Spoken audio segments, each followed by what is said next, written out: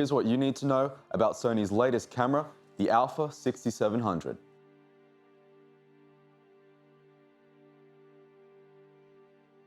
The A6700 is a hybrid camera that's designed for both photographers and videographers.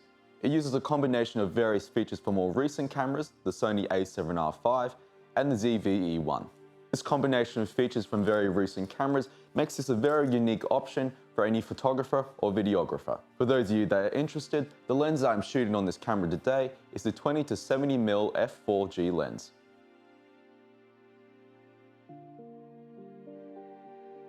Now, the design of this camera is literally cleaner as it uses Surplus plastic, which is a form of recycled plastic made by Sony.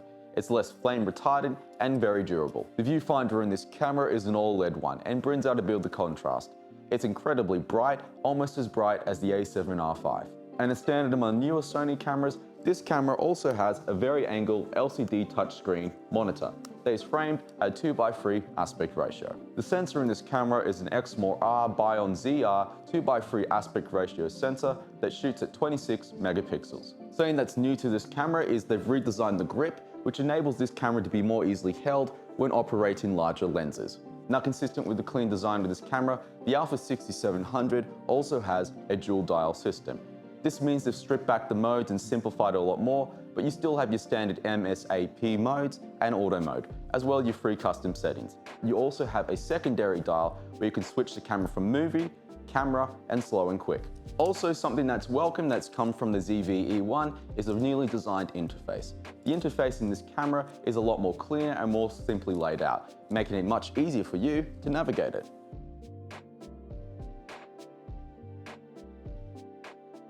Now, Sony has started to implement a whole lot of AI into their cameras, and the A6700 is no different. This camera has an AI processing unit built into the camera.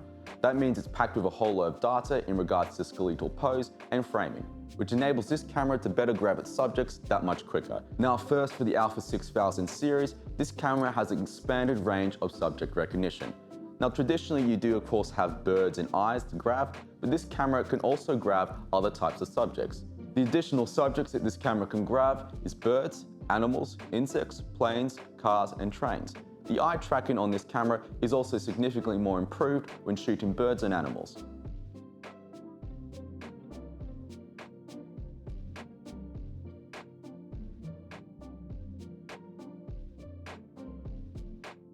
Now, in terms of tracking, this camera operates incredibly well. It does really persist with tracking on the subject. So if say you're tracking a subject and they move behind a tree or something gets in the way of their foreground, the camera will still make the effort to track onto the subject as opposed to the object that got in the way. Traditionally with some cameras, what you might find is that when the subject moves behind something or something gets in the way of the subject, the shifting of the focus will shift to the foreground object instead. When recording the movie, the tracking box will remain up on the screen, meaning that you can see the tracking working in real time and be rest assured that it's doing its job. If you are concerned about the speed and the tracking of the subject recognition in this camera, fortunately you can go into the settings for a number of detailed options to adjust the camera. Now, there are two tracking settings I'd like to talk about briefly. The first one is the track and shift range. This enables you to control how close the subject has to be to the tracking range before focus shifts to them. In addition to that, you have the tracking persistency, which also determines how long the autofocus persists with the subject when losing autofocus on the subject. You also have a Face ID feature, which is being common among more recent Sony cameras, but I think it's worth mentioning. This enables you to take a shot of your subject and save that particular face to this camera, enabling this camera to instantly grab that person's face. This is great when you're shooting content by yourself or you have a reoccurring subject that you want this camera to quickly identify and become almost familiar with.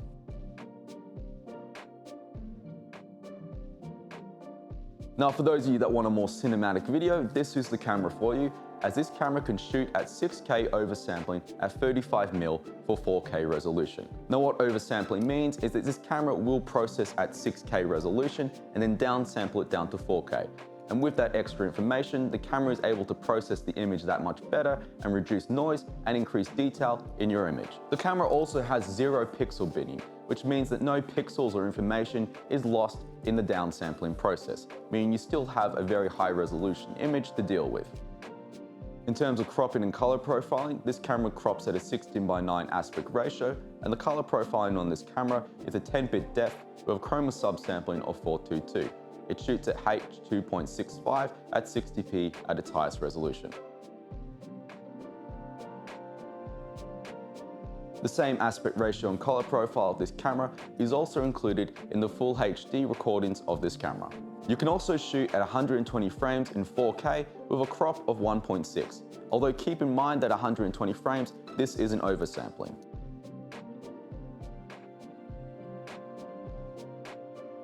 For anyone shooting at 60p or lower, active mode stabilisation is also included in this camera. The stabilisation in this camera uses a combination of a gyroscope and internal algorithms to assess the shake in the camera and reduce it.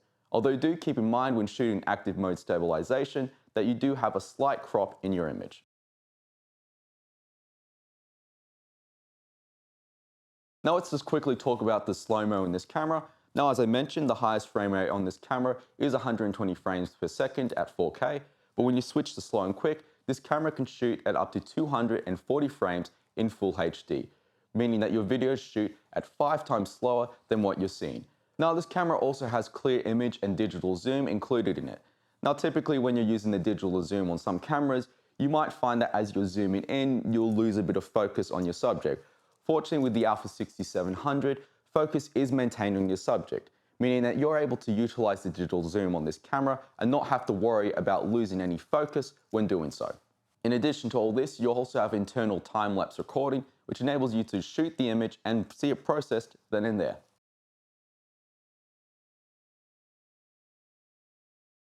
Now, something that I found very cool on the ZV-E1 is the auto-framing feature.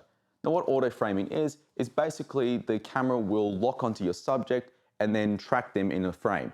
And then when you view it in post or just simply for the viewfinder, you'll find it's almost as if the camera is magically moving with your subject. Of course, what it's actually doing is cropping in on a 4K image down to a HD image. So it is recommended that when you are using auto framing, that you shoot at a very high resolution so you don't lose any quality in your image. Auto framing is a great sort of option for more solo operators or people who want to keep the focus on one specific thing, but don't necessarily have someone who can simply lock onto a part of them and track it. It's a great little robot to help you with your shooting.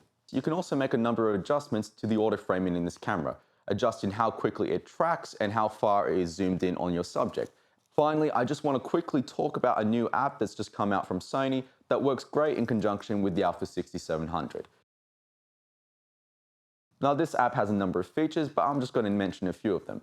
The first one I'd like to bring up is that you're able to update your camera internally via this app, as well as enable remote viewing and adjustment to the settings. Finally, this app is community-based app, meaning that if you want to say look up particular test shoots or ask any particular questions about your camera, you can go to this app and get great community feedback. So it is a good companion to this camera. So all in all, if you are at all familiar with the A7R5 or the ZV-E1, you might have noticed a lot of those features popping up in this hybrid camera.